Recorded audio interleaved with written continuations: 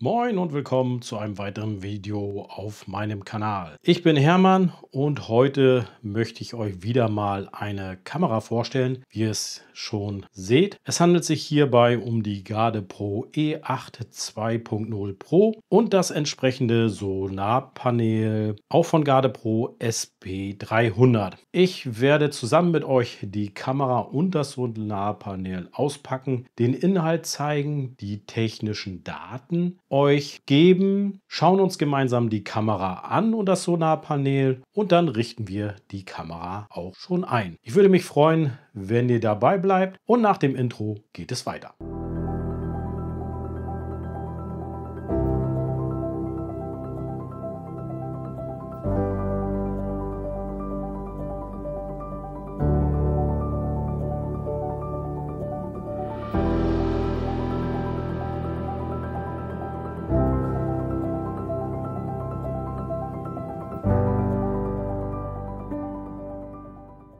Danke, dass ihr dran geblieben seid. Also kommen wir zu den beiden Geräten von GardePro, also der GardePro E8 2.0 Pro und dem Solarpanel SP300. Das Solarpanel packe ich erstmal weg, da kommen wir später dazu. Was wird bei der GardePro E8 2.0 mitgeliefert? Packen wir einfach mal aus. Im Paket natürlich enthalten die Kamera und hier sieht man schon eine Besonderheit. Diese Kamera hat zwei WLAN-Antennen. Weiter im Paket eine 64 GB SD-Karte, ein USB-C-Kabel, ein Adapter auf USB-A, ein Baumgurt, das Handbuch und ein Handbuch für den Lithium-Ionen-Akku. Ich packe den Inhalt mal weg und wir kümmern uns um die Kamera.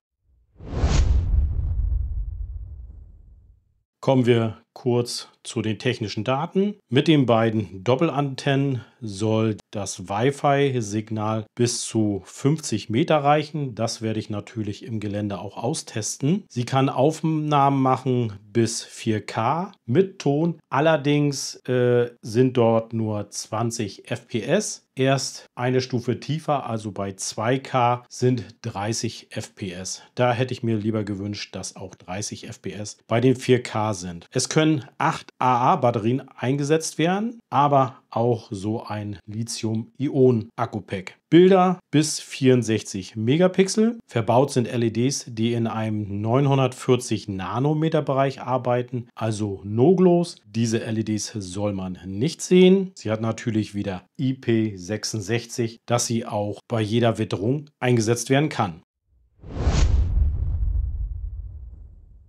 Dann kommen wir mal kurz zur Vorstellung der Kamera. Also hier sind zwei Wi-Fi-Antennen verbaut. Hier befinden sich die eingebauten Infrarot-LEDs und hier die Kontrollleuchten. Hier die Linse. Dort muss ich allerdings jetzt noch die Folie runter machen, ansonsten gibt es Probleme. Und hier natürlich die Bewegungsmelder. Das sind 2 Stück an der Zahl. Einer wird nach vorne gerichtet sein und einer, der jeweils nach links und nach rechts ausstrahlt. Auf dieser Seite natürlich wieder die Durchführung für den Baumgurt und hier kann man ein Drahtseil dran befestigen. Hier ist der robuste Öffnungsmechanismus für die Kamera, dass man an das Bedienteil kommt. Hier fehlt mir allerdings die Befestigungsöse eines Schlosses. Das ist total unspektakulär. Unten ist zu sehen das 1/4 Zoll Stativgewinde. Dort, wo man zum Beispiel ein Stativ anbringen kann oder eine Baumhalterung. Hier drunter befindet sich der Anschluss für die externe Energieversorgung, zum Beispiel das Solarpanel. Und hier haben wir das Mikro. Leider wieder nach unten gerichtet, nicht nach vorne. Hinten haben wir natürlich wieder Baumriffel, dass die Kamera sich besser am Baum hält. Und auch hier nochmal 1/4 Zoll Stativgewinde. Das war die Kamera von außen, also schauen wir mal rein. Hier können wir gleich sehen den Lithium-Ionen-Akku, also das ist die Version mit dem Lithium-Ionen-Akku. Es gibt auch die Version mit 8 AA-Batterien oder Akkus. Dieser Lithium-Ionen-Akku hat eine Kapazität von 7800 mA. Es ist das Modell L780D. Und auf der anderen Seite sieht man wieder den Monitor, die Bedienteile mit dem Aus- und Anknopf und den Startknopf. Unterhalb wieder zusätzlich, also hier kann man nochmal den Anschluss für die externe Stromversorgung sehen. Sieht man hier kommt die SD-Karte rein und dort kann man das USB-Kabel anschließen, wo man denn die Daten auf seinen Computer übertragen kann. Ich werde jetzt mal die SD-Karte einstecken und dann schalten wir die Kamera zum ersten Mal ein. Die SD-Karte ist eingesetzt und ich starte die Kamera zum ersten Mal. Hier wieder das typische GardePro-Logo. Jetzt prüft sie, ob die Kamera eine SD-Karte drin hat. Sie hat sie geprüft, aber allerdings muss die SD-Karte noch formatiert werden. Kurz zum Display. Hier oben kann man sehen, was gerade eingeschaltet ist. Also sie ist auf Foto eingestellt mit 8 Megapixel. Wäre die SD-Karte jetzt formatiert, würde man hier sehen, wie viele Fotos noch draufpassen. Darunter die Temperatur ist nur auf Fahrenheit, also das muss ich noch einstellen. Ganz unten der Zustand, also der Ladezustand des Akkus, das Datum, die Uhrzeit und die SD-Karte. Hier noch durchgeixt, weil die SD-Karte noch nicht formatiert ist.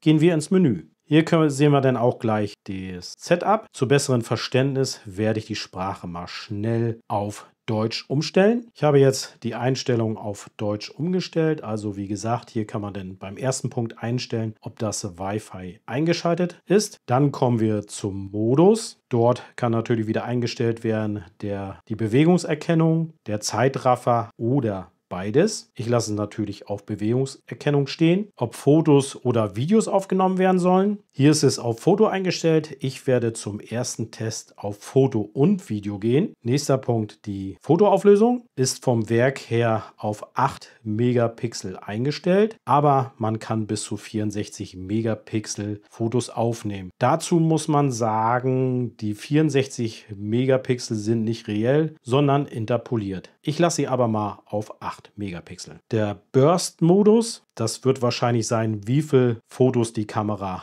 auslösen soll in Serie. Also da könnte man übersetzen eher Serienaufnahme. Dort ist dann halt möglich von einem Foto bis zu 5 Fotos in Serie. Ich lasse es auf ein Foto. Der nächste Punkt ist die Videoauflösung. Dort wie gesagt 4K Aufnahmen, da allerdings nur 20 FPS. Das werde ich aber für den ersten Test so lassen. Für den ersten Test muss natürlich wieder unsere Katze herhalten, weil ich erst übermorgen in den Wald komme und ich möchte euch so schnell wie möglich diese Kamera vorstellen. Der nächste Punkt ist die Videolänge. Dort hat man wieder 2 Einstellungen, also am Tage und in der Nacht. Ich stelle beides auf 20 Sekunden. Jetzt ist auf 20 Sekunden eingestellt. Mit OK natürlich bestätigen. Der nächste Punkt ist der Videosound, also ob die Kamera den Ton aufnehmen soll bei den Aufnahmen. Das Videoformat, dort kann man unterscheiden in MP4 oder MOV. Ich lasse die Kamera auf MP4 stehen. Der PIR-Intervall, also in welchem Abstand die Kamera auslösen soll. Standardmäßig ist er auf 10 Sekunden eingestellt. Man kann aber auch 0 Sekunden einstellen und das probiere ich diesmal aus. Der nächste Punkt ist die PIR-Empfindlichkeit. Dort natürlich wieder hoch, mittel und niedrig. Ich werde es mal auf mittel lassen. Hier haben wir die Fails Trigger Suppression. Das ist die Unterdrückung von Fehlauslösung. Hier auch wieder hoch, mittel und niedrig. Ich lasse das mal auf hoch und bin mal gespannt, wie die Kamera drauf reagiert. Die seitlichen Bewegungsmelder, die möchte ich natürlich mit drin haben, also schalte ich sie ein. Der Bewegungstest, dort kann man die Kamera testen, ob sie auch wirklich bei Bewegung auslöst. Zeitintervallaufnahmen, dort ist wieder, in welchem Zeitraum die Kamera aufnehmen soll. Der Zeitraffer-Zeitraum, also den Zeitraum, wo sie Zeitrafferaufnahmen machen soll, den lasse ich auch aus. Die Zeitzone, dort kann man natürlich einstellen, in welchen Zeitzonen Bereich man ist. Ich stelle dies auf Deutschland. Hier steht es auf Deutschland und natürlich wieder mit OK bestätigen. Berlin, auch OK. Und über Menü kommt man wieder ins Hauptmenü. Datum und Uhrzeit. Da natürlich kann man wieder, wie schon gesagt, Datum und Uhrzeit einstellen. Das werde ich allerdings über die App machen. Ich nehme an, dort kann man natürlich das auch wieder einstellen, die Zeit, wie sie entsprechend ist. Hier ist zum Beispiel auch der 7.3.2025. Das ist für mich ein Indiz, dass diese Kamera nagelneu ist. Das Datumsformat, da stelle ich natürlich wieder auf Tag, Monat, Jahr ein. Das Zeitformat, hier ist es noch auf 12 Stunden. Ich gehe auf 24 Stunden. Die Temperaturanzeige, dort gibt es natürlich die Auswahl in Fahrenheit und Celsius. Ich stelle die Kamera auf Celsius. Hier kann man sich einen Kameranamen ausdenken. Da sind 4 Zeichen vorgegeben. Ich werde mal schnell einstellen E820. Ich habe das jetzt eingestellt und dann bestätigt man natürlich wieder mit OK.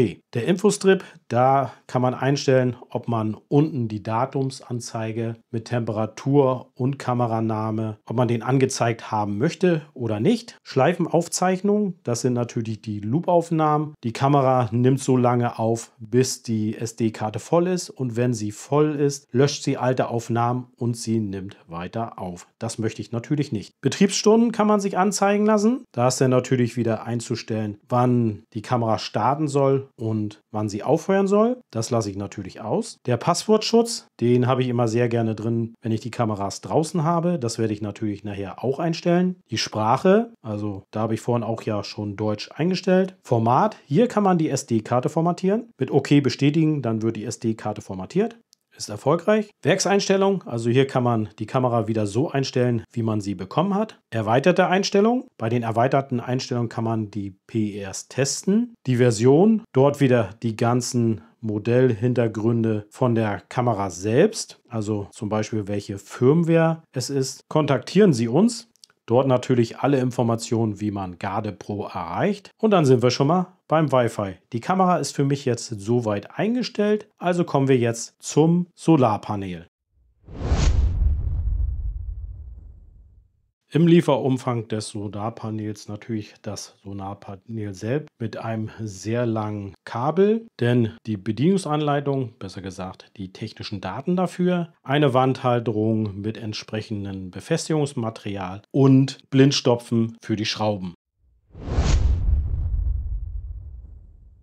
Hier haben wir nochmal einzeln das Solarpanel. Die Länge von dem Kabel ist ungefähr 3,50 Meter, was die Einstellungsmöglichkeiten und den Einsatzbereich für Kameras von Garde Pro sehr flexibel machen kann. Für mich eher nicht so nutzbar, weil meistenteils meine Kameras sind im Wald und so ein großes Panel würde die Kamera verraten, auch mit der Kabellänge. Ich werde sie aber mal austesten. Ihr wisst ja, ich beobachte auch Vögel auf meinem Balkon. Kommen wir grob mal zu den technischen Daten dieses Solarpanels. Eine maximale Ausgangsleistung hat es von 3,5 Watt, Ausgangsspannung 6,6 Volt, maximaler Ausgangsstrom ist 0,53 Ampere. Die Ausgangssteckergröße, der Stecker, der in die Kamera geht, hat 5,5 x 2,1 mm. Montage über ein Stativgewinde. Das Stativgewinde befindet sich auf der Rückseite, hat eine Wasserfestigkeit von IP65, Betriebstemperatur von -20 Grad bis 60 Grad, Betriebsfeuchtigkeit von 5% bis 95%. Artikelabmessung, also die Größe des Solarpanels, ist 17,5 mal 14,7 mal 1,5 cm und das Gewicht beträgt 255 Gramm. Das soll es auch schon zu dem Solarpanel von Garde Pro, dem SP300 gewesen sein. Ich hoffe, euch hat diese kleine Vorstellung der Garde Pro